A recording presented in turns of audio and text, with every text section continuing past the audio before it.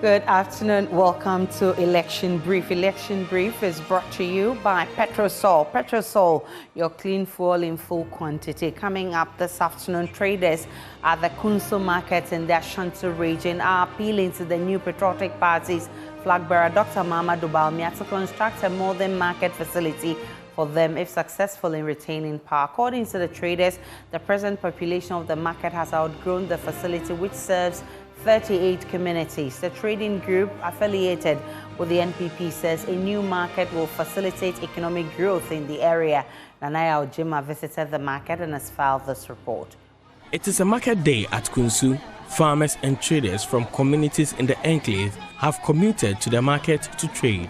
The market serves people from 38 communities around Kunsu, occasionally attracting people from Kumasi and other cities. Due to inadequate space, some traders display their wares on the floor, which is mostly muddy in the rainy season. On rainy days, we are unable to trade. We are beaten by the rains when it rains. We need the market upgraded.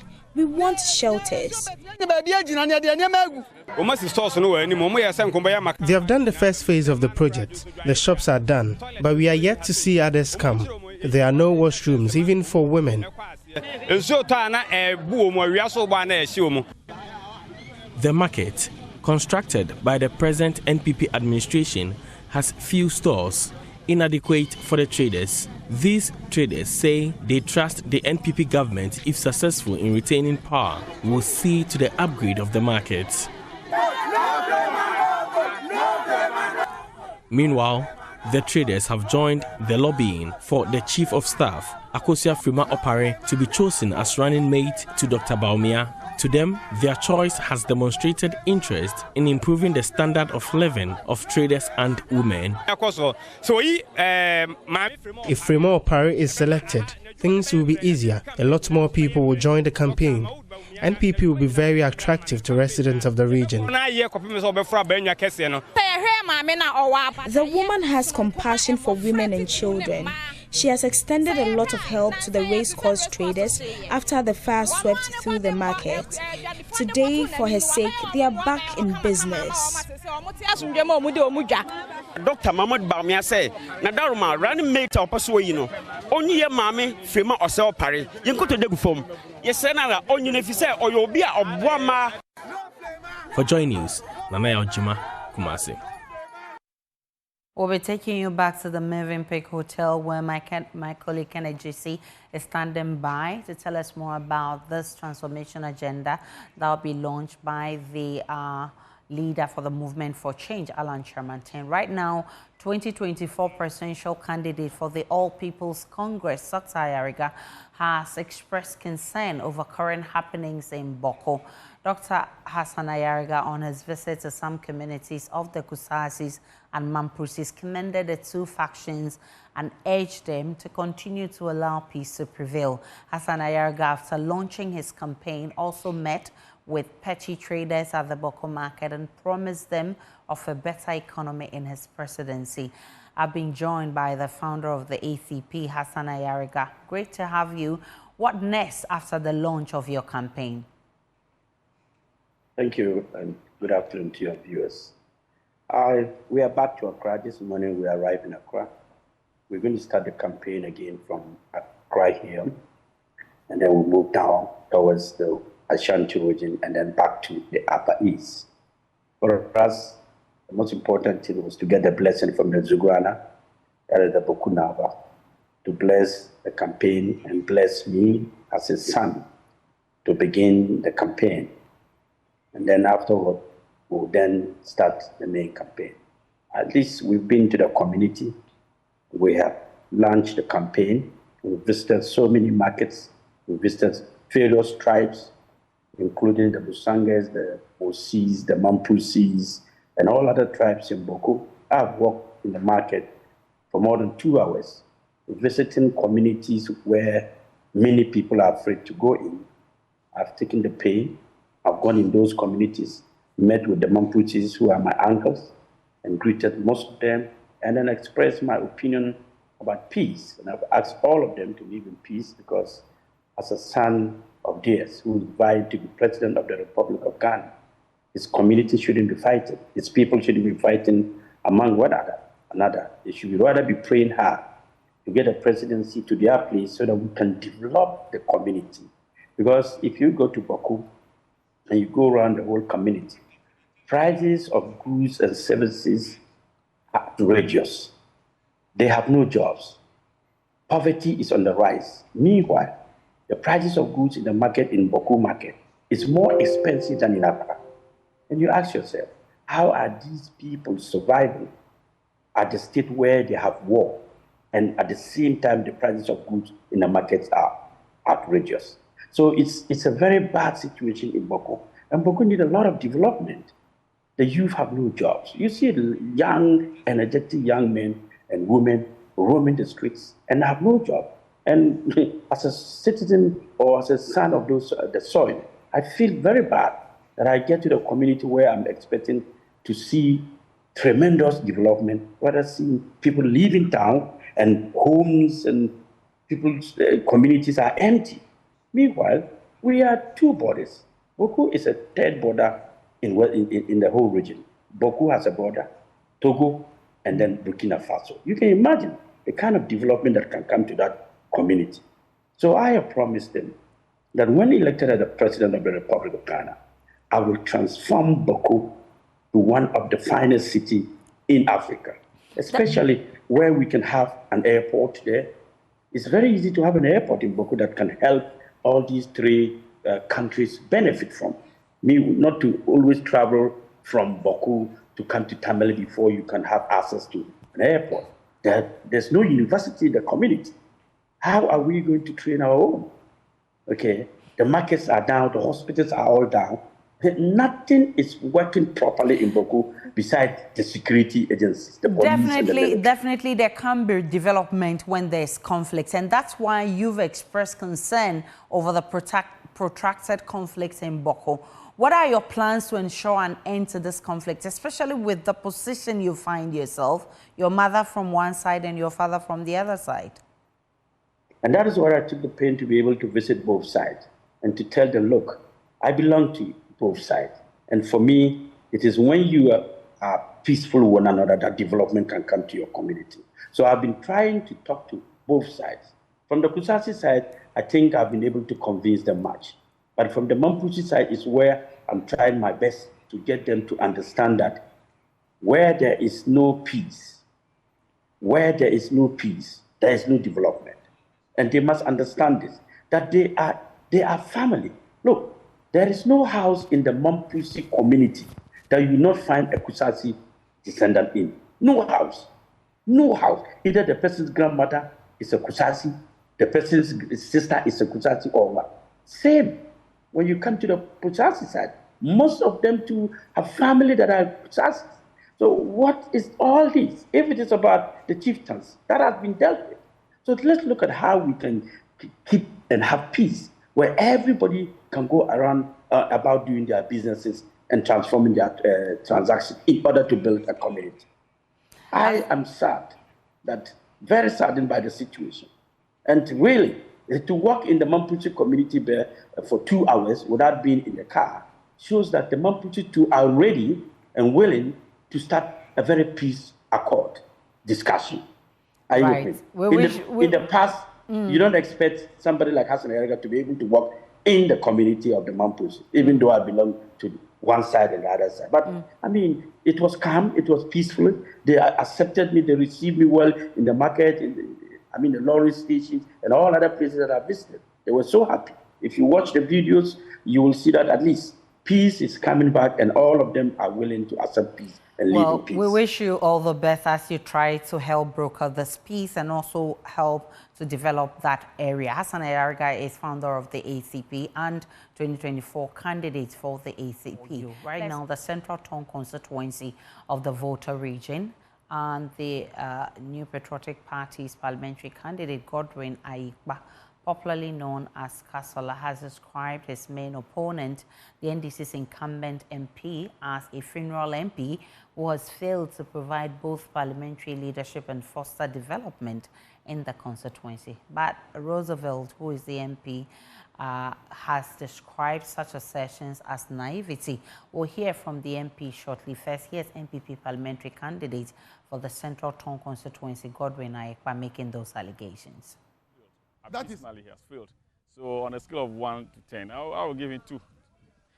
2 in respect of the fact that he attends funeral. That's how I would say. Because as an MP, you have to be an agent of development. You have to do a lot of advocacy work as well. Apart from the law, representation in parliament, you have to be somebody who can advocate for development, champion development. And I think that what I call the cosmetic development is what he does. Comes to funeral, pay donations, and so that's cosmetic to me.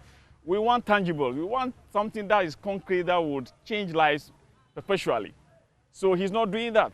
So I got told that MPs were released some their share of the common fund recently. Some got about 450,000, 4.5 billion OCD. And that's when you see those who are abysmally performing. That's when you see them in town giving 500, 200 cedis to people. If you are giving 200, 500 to people, you are actually leaving them in a serious economic quagmire. You are not helping develop them. So I think that he has failed. And that is the reason why a lot of the youth are agitating that he should change. And because I stand for the youth see hope in me. And what I do to them is not only to come to funeral.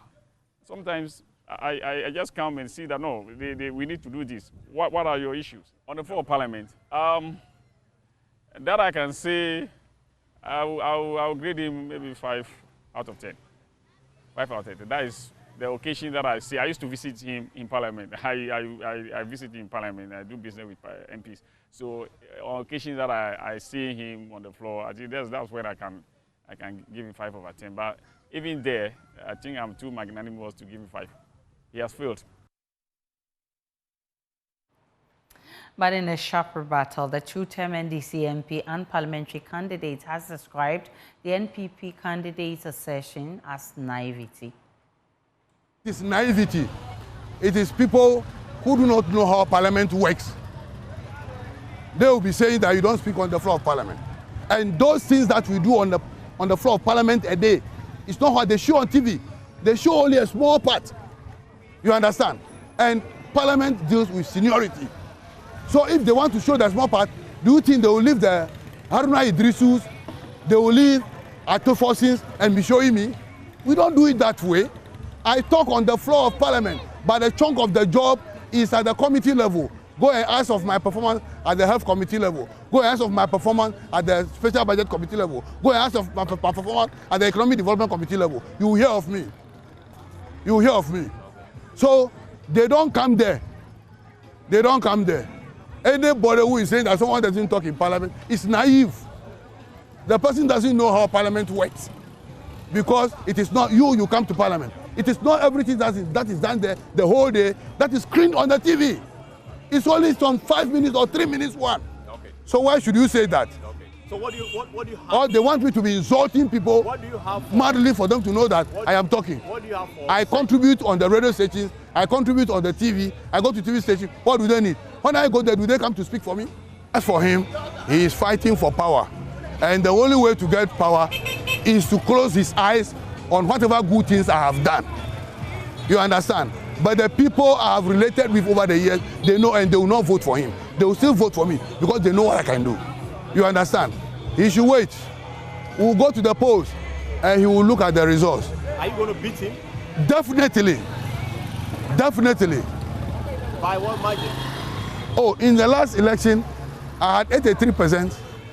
You understand? And I hope to take it to either 85 or 190% now. As young voters prepare to exercise their franchise for the first time, they are hoping their voices will be heard on pertinent issues that will influence their decision to vote come December 7. As the presidential and parliamentary elections draw nearer, many political parties are getting ready to share their vision for the country with the people of Ghana. Lois Shola Adeyemi, host of Just Turned 18 in this week's episode, has been engaging these first-time voters who have been sharing their expectations. What exactly do you also want to see about quality health in the manifestos? I also agree with it because last month or so, a child died because of light problems, and I was thinking if there was this plant, let's say even for the lights, there's a problem. As the ECG people are saying that it's a fault. So if there was to be plants, some generators that will help with everything, that child might not have died. I think before they come to power, there should be a policy that you list the properties you have before you come to power. So when you are leaving, they cross-check. It's not now they say someone has stolen money, someone is sleeping with money and all those stuff. Yeah, you need to know that this person has this kind of properties. So where were you able to add this? So they need to be transparent. It's not like because I'm the president, I don't need to account for certain things. And I'll do things without consulting. They'll just come and tell us that, oh, we are building this, we've used this money for this. They have to let us know. They have to be transparent with us. We've heard governments say they are ready to put their presidency on the line to fight corruption. They say the big words, the big essays, they read everything, but yet still we hear stuff. So we want a political party or a government who will not hide or protect their members or their government people when they commit an offense. They must allow them for the law to deal with them if they go contrary with the law. I agree because the money is the taxpayers' money. We are all taxpayers. It is all of us our money that we are, using to build the country. So if anything, and we also brought the government into power. So if anything, we should know what our money is being used for. We should know what they are using our money for because it is our money. We are the ones paying the tax. So I believe that we should know what our money is being used for. They should be accountable to us. What about quality education do you want to see in the manifesto? Okay, I want them to build more schools, more infrastructures, and not only the infrastructure, they should provide learning materials which will make learning equipment of our skills and knowledge more easy and well. We have made our education system so westernized that it is going a long way to affect our economy. Putin once said that Africa's land can feed most of the Western or the Europe countries, but our only problem is our mentality. A country where English language is made compulsory and agriculture is optional. And this is not actually just affecting our economy, but it is also going in the long run, it is also going to affect the impact we are making in the students as well. So if you come to the University of Ghana, for instance, there are courses that the university is running, but at the end of the day, the students leave the premises of the school and they end up unemployed. National Coordinator for the NDC Disability Desk, Frederick Asso, says the next NDC government will initiate better policies that will better the lives of persons with disability in the country. According to him, the disability fund by the next NDC government will be raised to 5%, and it will also set up a common fund to cushion persons with disability who will establish their businesses. Frederick Asso was speaking at Shama as part of an engagement by the NDC's members of the Gender, Children and Social Protection Committee. To create a special fund for persons with disability.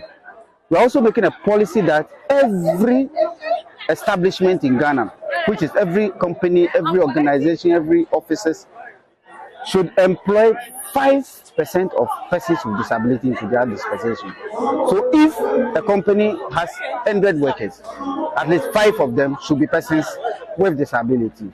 We're also making it a policy that our nursing colleges, nursing training colleges, our police services, their training districts, they should learn at least a primary sign language interpreting. Our brothers and sisters who are hearing impaired, they go to the hospital and they don't have anybody to sign for them. So if the person is having stomach ache, they treat the person with headache, which is completely wrong. So we are making it a policy that persons at the training colleges, nursing colleges, and police services will have a primary sign language interpreter training, so that if you go there, your doctor will understand what you are saying from the person with disability. And this is Election Brief. It's on your election headquarters. Election headquarters is brought to you by Petrosol, your clean fuel in full quantity. The Chartered Institute of Management Accountants, CIMA, and AICPA, together as the Association of International Certified Professional Accountants, German Ozone Medical Center, Alternative Therapy, Dental Wellness and Beauty, Chopbox Technologies, a convenient service, and the Youth Bridge Foundation. Election headquarters is for an informed electorate. You can log on to myjoyonline.com for more of the news and updates of all the developing stories. When you go on myjoyonline.com, there is more of the stories I can share with you if we get that on our screens. Right, so do enjoy the rest of our programs. My name is Aishi Brian.